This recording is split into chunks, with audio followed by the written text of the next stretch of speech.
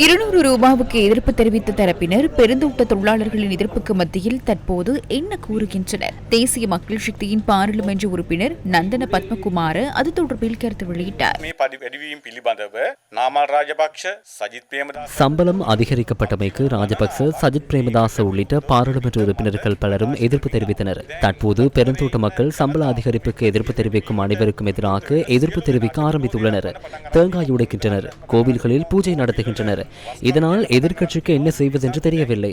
எதிர்ப்புக்கு மத்தியில் அவர்கள் தெரிவித்த கருத்தை திருத்திக் கொள்வதற்கு முயற்சிக்கின்றனர். சஜித் பிரேமதாச ஊடக சந்திப்பு நடத்தி தெளிவுபடுத்துகின்றார். அஜித் பெரேரா ஊடக சந்திப்பு நடத்துவதையும் கண்டோம். நாம் எதிர்ப்பு தெரிவிக்கவில்லை என தெரிவிக்கின்றனர். வெட்கம்.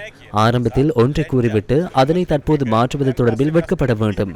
நாட்டு மக்களை பிழையாக வழிநடத்தவே அனைவரும் முயற்சிக்கின்றனர். அவர்கள் நடத்தும் பேரணிகளில் பொதுமக்களின் பங்களிப்பை உறுதி செய்வதற்காக பல்வேறு பொய்யான இனவாத கருத்துக்களையும் தேசியவாத கருத்துக்களையும் கூறுகின்றனர். நாட்டு மக்கள் இதற்கு ஏமாற மாட்டார்கள்.